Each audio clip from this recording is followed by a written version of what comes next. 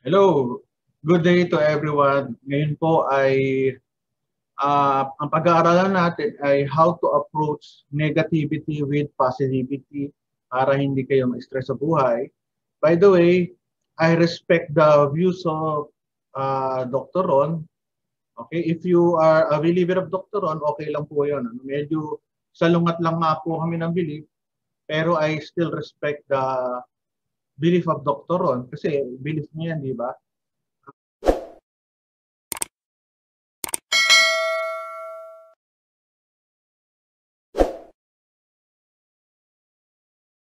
Ang tuturo ko sa inyo ngayon dahil magkaiba ang aming kaalaman. So ngayon, titingnan natin kung tuturuan kayo ng how to approach conflict. Hello everyone, good morning. This is Dr. Ron. This morning I'm going to talk about ano ba yung content ng vaccine o yung bakulam na yun? Now, ang tawag niya kasi sa bakuna ng COVID-19 ay bakulam. Yun ba ay negative impact sa akin? Wala. Why? Yung bakulam kasi, yun ang term niya eh. Kung sa tingin niya eh hindi maganda yung bakuna, which he calls bakulam, ang burden ay nasa kanya. Okay? Kung sa tingin niya eh very negative ang bakulam, so sa kanya, that's negative. Sa akin, no effect. Yan, na nakakamatay. Naman nakakamatay, siguro I need to do further research. Kasi hindi ko alam kung ilan yung bilang ng namatay. Ewan ko lang kay Dr. Ron kung meron siyang number. Kasi ganito yan, para ka mapaniwala ng isang bagay, kailangan may source. Hindi pwedeng number, chismis. Ang akin, precaution ko sa inyo is, okay, basta-basta maniniwala sa mga ganong statements. Tulad ito, maraming namatay. Ilan ang namatay? Bakit ba tayo maabot sa pagkamatay?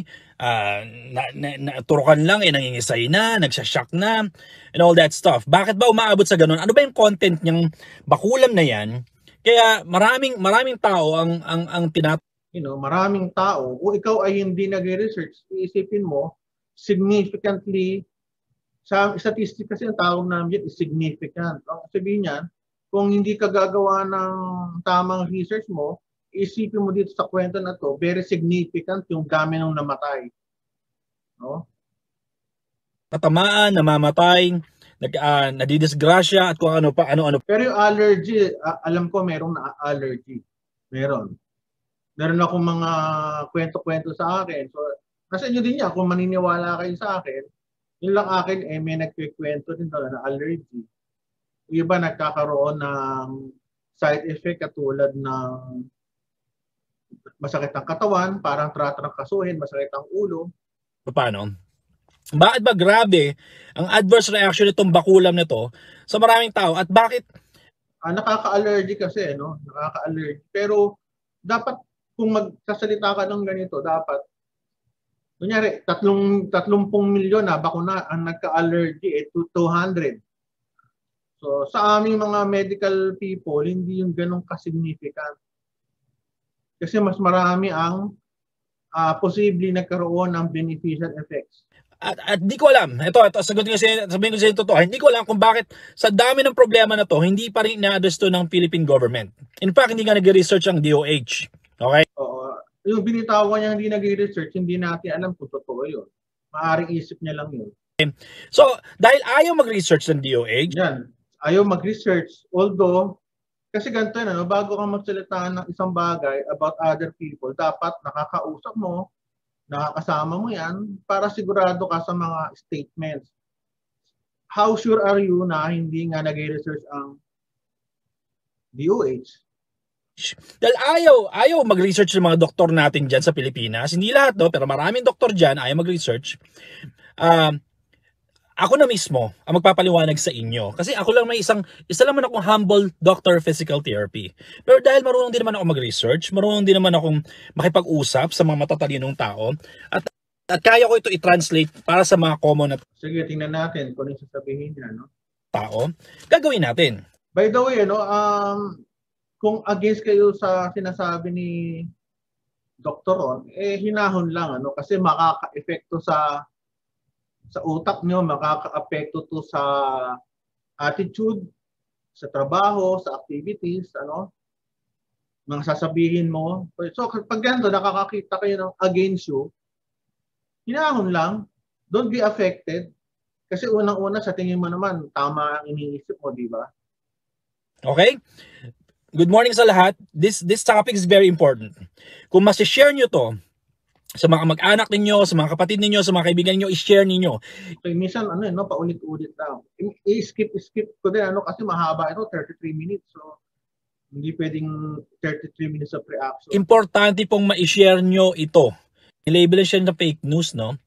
Nakasalamin siya na matanda na I think he's also a biochemist, microbiologist and all that stuff, no? And doktor siya. In-explain niya kung paano nag-work itong bakulang. Kaya medyo malalim explanation ni Doc. Medyo malalim, medyo ang hirap intindihin sa common nag-research siya, very good. Tao. So dahil ako isang humble doctor of physical therapy lang naman, itatranslate ko sa inyo kung ano yung sinabi niya. Pero, yun, sabi ni Hastor Joy, yes po, Dr. Oclarit po. Dr. Oclarit! Doc! Explain, okay? Alright, ganito nag-work yung bakulam. In-explain ko na to dati, pero nawala kasi yung mga videos ko kasi alam nyo na, marami mga trolls gaya na. By the way, marami nag-report sa kanya, about medical information, misinformation. Isa po ako sa nag-report. The betlog na nag-report. So, ito ngayon yung explanation ko. Kung nanonood kayo ngayon, i-share nyo to sa family and friends, i-share nyo to sa mga taong kailangan, ma-isolate mo muna 100%. Okay, hindi na ako paulit-ulit na to kasi ang akin lang ganito. Na-isolate na po yung components ng coronavirus at pwedeng ibigay yung component ng virus o yung inactivated virus galing China. No? So, hindi na natin i-discuss to kasi mukhang hindi rin naintindihan ni Dr. Ron Code. Gumamit sila ng computer code, gumamit sila ng pizza sa katawan mo, dadami siya sa katawan mo. Kung medyo nalilito kayo, sabihin nyo lang dito, mag-comment ka. Utak, tayo ng oo. Possible, di ba? Kasi na-attack niya yung chromosome 8 natin. Phase of the trial will end on October 2023. Okay, ganito, baka may sabihin nyo, ba't nililaktawan ni Dr. Tolentino? Kasi masyado na mahaba. And yung iba dito, na-explain ko na, So, tingnan nyo na ibang video. So, sa akin lang, ang topic kasi natin is how to approach conflict and negativity sa buhay natin. So, 2 years from now, we don't even know kung talaga mag-HIV positive ka ba talaga, magkaka-AIDS o magpo-full-blown AIDS ka later on. Kasi nga, part of that particle na pinapasok sa bakulam, may HIV. Ito, kung ikaw ay matalinong tao, kung mga nanonood sa akin, kung ikaw ay mapapabakunahan ng coronavirus vaccine, imposible magkaroon ng HIV virus kasi magkaiba yun. Hindi kayo pwede magkasakit ng ibang virus kasi magkaiba. Pwedeng in the future, may bakuna ka pero nagkaroon ka ng contact o nagkaroon ka ng blood transfusion, magkaka-HIV ka. Tingnan nga natin kung isasabi niya sa HIV. Ginipig nga mga tao ngayon. Oo. At that point, meron siyang punto doon na as of this time, we are still being followed by the government, by the manufacturer for possible side effects in the future. Totoo yun. Human experimentation, yung unang trial will end around October 2022. And the next trial... Pero ang problema, at the end of the trial, kasi as of this time, positive ang effect ng bakuna. Paano kung hindi ka na umabot doon sa end of the trial, nagkaroon ka ng COVID na severe? Just follow naman lang yung mga reports ng mga manufacturers na pag nabakunahan ka, less ang chance mo magkaroon ng severe COVID. Anyway, sino ba tayo? Na tayo ba ay researcher para labanan yung research nila? Okay? Kung matalino tayong tao, sige, ikaw, pwede mo gumawa ka ng sarili mo research.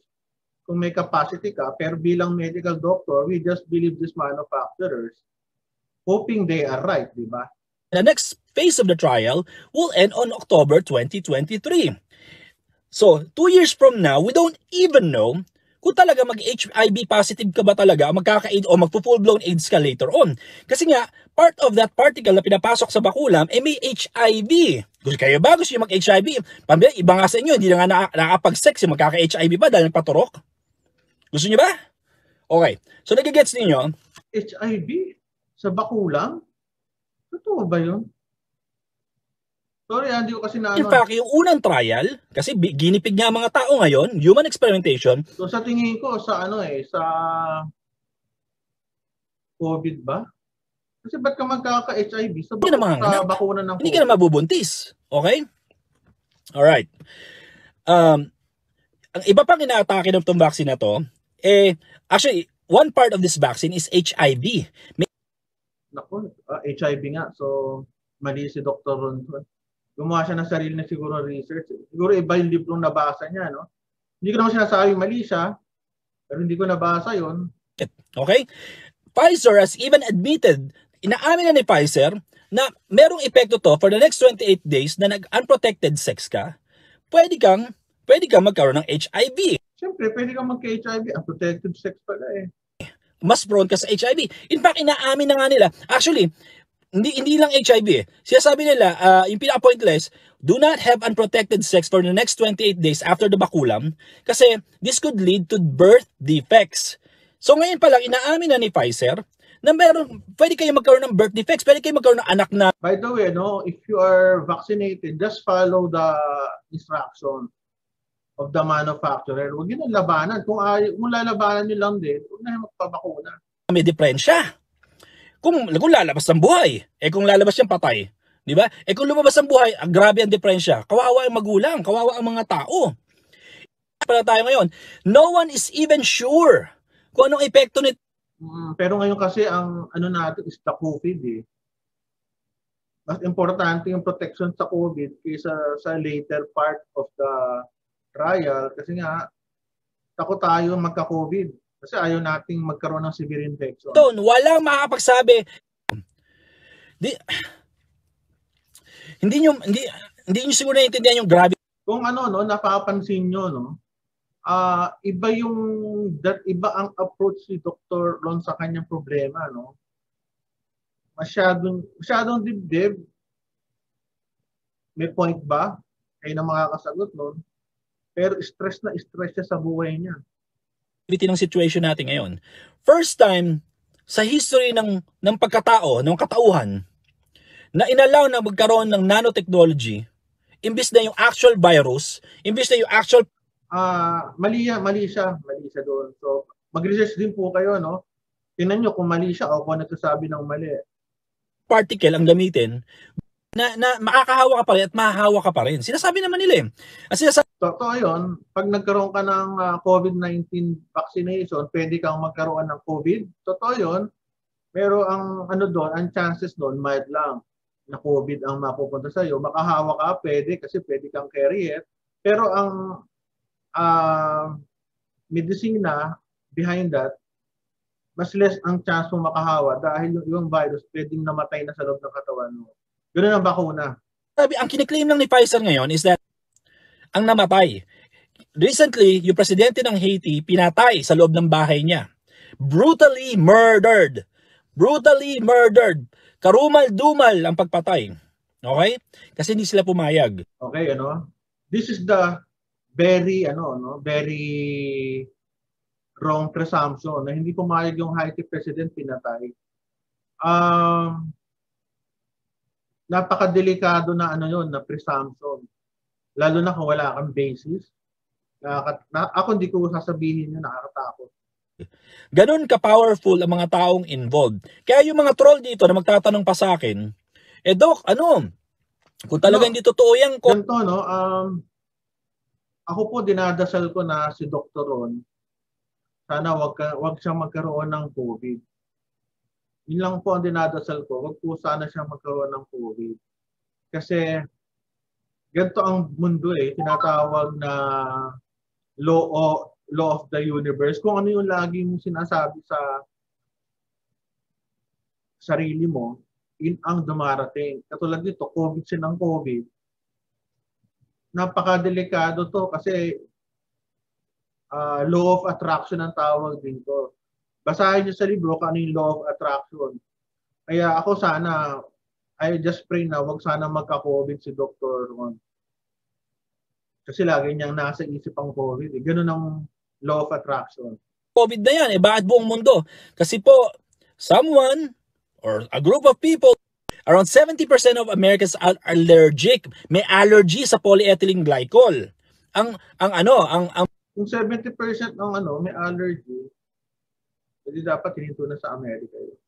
Ang 70% ng mga giya, antifreeze, polyethylene glycol. Lagpas natin. Yung antifreeze, ginagamit sa Pilipinas.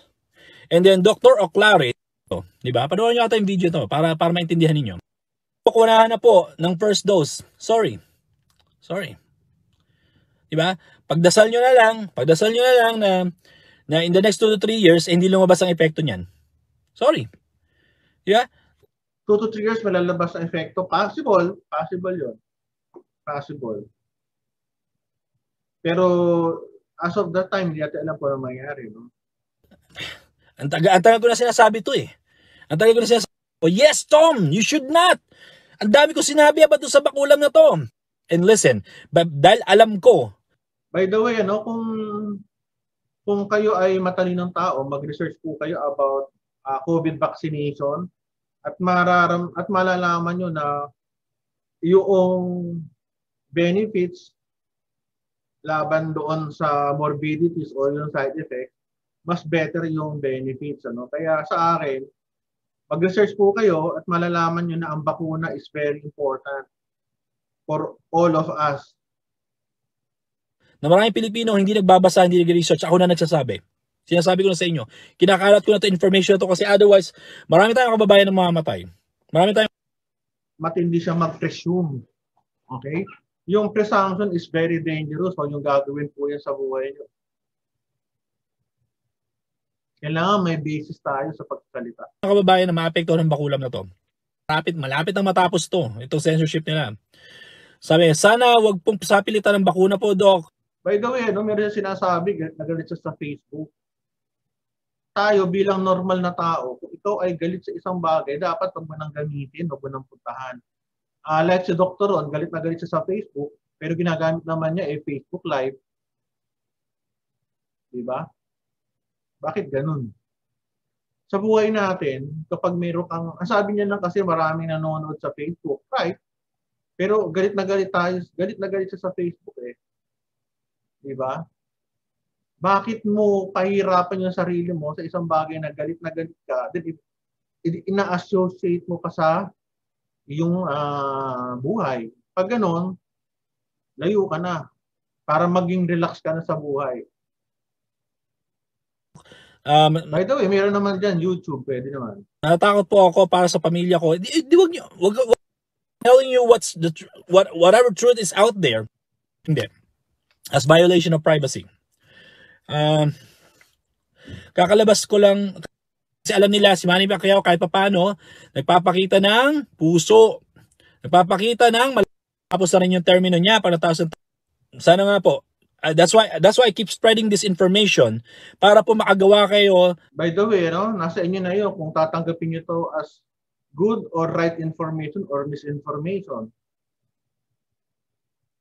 Alam niyo na ng tamang desisyon. Yung desisyon na tamang pag-iisip na hindi kayo piniwersa, hindi. Oo, tama 'yon. Kung piniwersa kayo magpabakuna, hindi ho tama 'yon. Dapat sarili niyo opinion, sarili niyo pong tawag dito acceptance na magpapabakuna kayo. Bawal ho 'yon. Pwede niyo mademanda kung sino pipili kasi katawan niyo 'yan. Hindi kayo niloko, hindi kayo binayaran. Bakulam na to, kung paano ginagawa ito at ano yung mga content nito, sinabi ko na. Ulitin nyo na lang. Ulitin nyo na lang kasi maintindihan. Sa akin naman, kung makikinig kayo doon sa buong sinabi ni Dr. Ron, ako sa tingin ko, huwag nyo nang pakinggan. Ang sa tingin ko, maganda, pumunta kayo sa scientific journals, mga scientific publications na tama, doon nyo makikita yung about sa bakuna. Ako rin, hindi ko pwedeng i-explain ng buo, kasi maaaring magkamali pa ako, magkaroon pa ako ng misinformation. So sa akin na lang, sarili nyong kusa na lang na mag-research. So ganito, no? Pag mayroong mga nangyayaring mga hindi maganda sa paligid nyo, pag-aralan nyo kung bakit yun nangyayari. Pag-aralan nyo kung paano maiiwasan yung negativity. Tsaka yung fear natin nawawala pag tayo ay mas educated. Di ba? Importante ang edukasyon. Ninyo. Marami na po akong sinabi dito, sana po naintindihan ninyo.